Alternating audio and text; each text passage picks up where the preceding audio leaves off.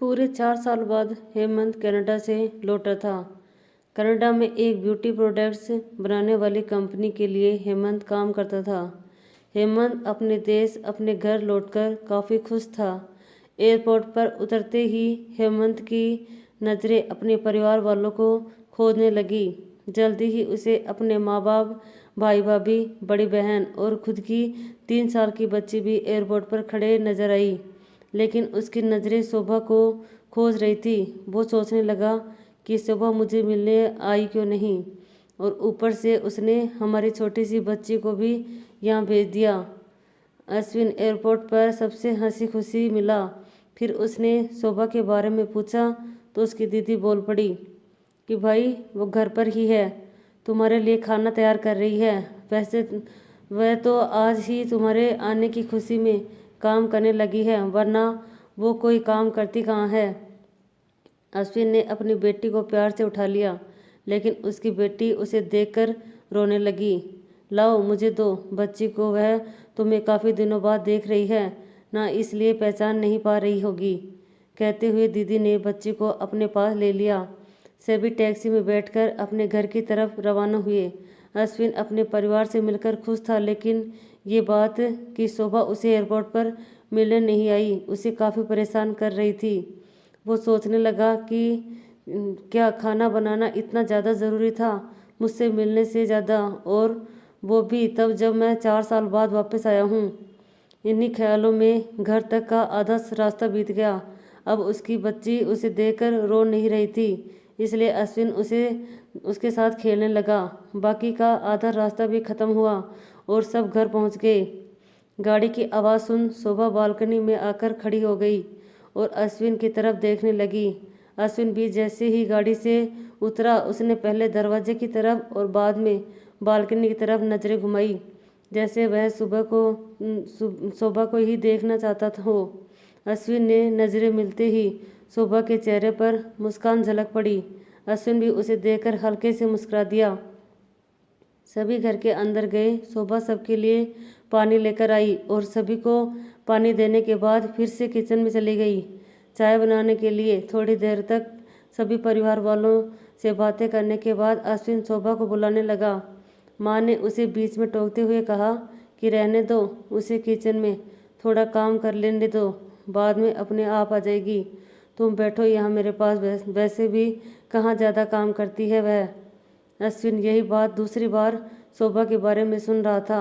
अब उसने सोचा कि मेरे परिवार वाले मुझसे झूठ तो थोड़े बोलेंगे, हर दिन नहीं होता होगा, उसको इतना काम आज थोड़ा सा है, करने देते हैं, मैं बाद में उससे बात कर लूँगा।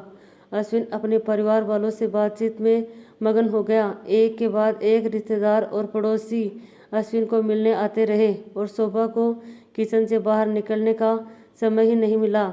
सभी के लिए चाय बनाना, नाश्ता बनाना, यही करते करते शाम हो गई। शाम होते ही अकेली शोभा इस बड़े से परिवार का खाना बनाने में जुट गई। 2 घंटे बाद सभी परिवार वाले खाना खाने के लिए डाइनिंग टेबल पर बैठे थे, सिवाय शोभा के। अश्विन चाहता था कि शोभा भी उसके साथ बैठकर खाना खाए, लेकिन फिर माँ ने कहा कि अगर वह भी खाना खाने बैठ जाएगी तो सबको परोसेगा कौन। सभी के खाना खाने के बाद शोभा ने अकेले खाना खाया। रात को सोने के वक्त अश्विन और शोभा अच्छे से मिल पाए। अश्विन शोभा के साथ काफ़ी बातें करना चाहता था, लेकिन वह उसके चेहरे पर थकान और नींद अच्छे से देख सकता, इसलिए उसने शोभा को परेशान न करने का फैसला किया और उसे सोने दिया। शोभा सोने ही वाली थी कि उसकी छोटी बच्ची रोने लगी, तो शोभा तुरंत उठकर उसे दूध पिलाने के लिए चली गई। अश्विन कब सो गया उसे पता ही नहीं चला। जब सुबह बच्ची की रोने की आवाज़ आने लगी तो अश्विन उठा और शोभा को पुकारने लगा। जब शोभा पास नहीं दिखी तो उसने बच्ची को चुप कराया और फिर से सुला दिया। अश्विन बाद में शोभा को देखने लगा तो शोभा उसे फिर से किचन में मिली, जो सुबह सुबह ही जल्दी उठकर घर वालों के लिए चाय नाश्ते की तैयारी में लग गई थी। अब अश्विन सोचने लगा कि माँ और दीदी तो कहती थी कि वो शोभा ज़्यादा काम नहीं करती, लेकिन जो मैं देख रहा हूँ वो तो कुछ और ही है। अश्विन अब सब समझ गया था, पर वो अपनी माँ को ऐसा नहीं बोल सकता था कि शोभा से ज़्यादा काम न कराया करे, इसलिए अब उसने खुद ही शोभा की मदद करना शुरू कर दिया था। अश्विन के हाथ बटाने से शोभा को थोड़ा अच्छा लगने लगा।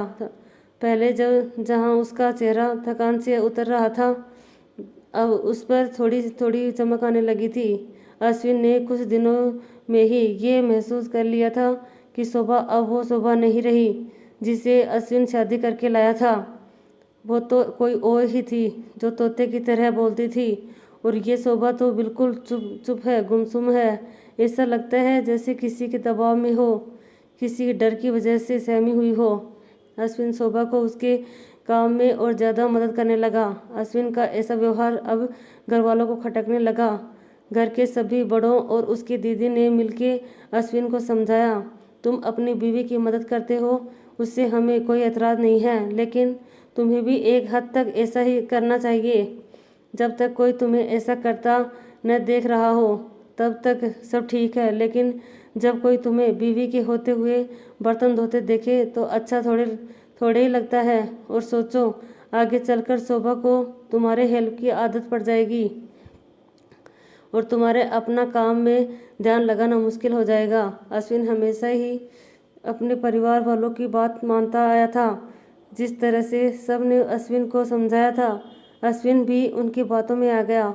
अब अश्विन शोभा की मदद करने से कतराता था। कभी कभार वह बच्चे के लिए दूध गर्म कर लिया करता, उससे ज़्यादा कुछ नहीं। घर वालों ने अश्विन को विदेश जाने से मना कर दिया और कहा कि यहीं पर कुछ काम कर लो। अश्विन ने अब घर में ही ब्यूटी प्रोडक्ट्स ऑनलाइन बेचना शुरू कर दिया। उसका परिवार भी बढ़ गया। अब उसकी 2 बेटियां और 1 बेटा था। दोनों बेटियां स्कूल जाने लगी थी, लेकिन बेटा अभी भी छोटा था। जितना अश्विन कमाता था उतना सबके लिए काफ़ी न था। काफ़ी सोच विचार करने के बाद अश्विन ने यह फैसला किया कि वह अब शोभा के साथ शहर में जाकर रहेगा, जहाँ पर शोभा भी काम कर पाएगी और वह घर से ही अपने ब्यूटी प्रोडक्ट्स बेचना शुरू कर रखेगा। इस तरह वे अपने पैसों की तंगी को पूरा करेंगे। परिवार वालों ने भी अश्विन को इजाज़त दे दी। अश्विन चाहता था कि माँ भी उसके साथ रहे, लेकिन माँ को शहर में आना मंजूर न था। माँ बड़े भाई के साथ रहने लगी। शहर में अब शोभा नौकरी करती और अश्विन घर से ही ऑनलाइन अपने प्रोडक्ट बेचता। कई साल ऐसे ही बीत गए। शोभा घर का काम और बाद में बाहर का काम करके पहले से ही भी ज़्यादा थकी रहने लगी। परिवार वालों की अश्विन के दिमाग में डाली बातें अभी भी उस पर असर करती थी। वह यहाँ पर भी शोभा का हाथ न बटाया करता। अश्विन अब दिन रात अपने प्रोडक्ट बेचने में ही मशरूम रहता। कभी कभी शोभा उससे कहती कि मुझे अच्छा नहीं महसूस हो रहा है, मुझे डॉक्टर के पास ले चलो। वो हाँ कह देता, लेकिन अपने काम में इतना खो जाता कि कभी उसको डॉक्टर के पास लेके नहीं जाता। शोभा तो बीमार थी, लेकिन एक बार अश्विन बहुत ज़्यादा बीमार हो गया। इतना बीमार हो गया कि उसे अस्पताल में भर्ती करवाना पड़ा। अस्पताल में अश्विन के पास सिर्फ शोभा थी और कोई नहीं। इतना बीमार होने के बाद भी उसके परिवार वाले सिर्फ उससे मिलकर वापस अपने घर चले गए थे। उसका सहारा बनने के लिए, उसकी तकलीफ बांटने के लिए कोई भी उसके साथ नहीं था। बिस्तर पर पड़े और शारीरिक तकलीफ से गुजर रहे अश्विन को अपनों का ऐसा व्यवहार बहुत तकलीफ दे रहा था। फिर वह सोचने लगा कि उसने भी तो शोभा के साथ जिंदगी भर यही किया है। क्या वो शोभा का जीवन साथी सिर्फ नाम का ही था? जब साथ देने की बारी आती थी तो उसने दूसरों के बहकाव में आकर उससे किनारा कर लिया था। यहाँ तक कि शोभा के खुद अपने मुँह से कहने के बाद भी उसकी तकलीफ को वो नज़रअंदाज करता आया था। अश्विन को अब अपना दर्द शोभा के दर्द के आगे मामूली सा लगने लगा। उसके दर्द का न बांटकर उसने बहुत बड़ा गुनाह किया हो, ऐसा उसे लगने लगा।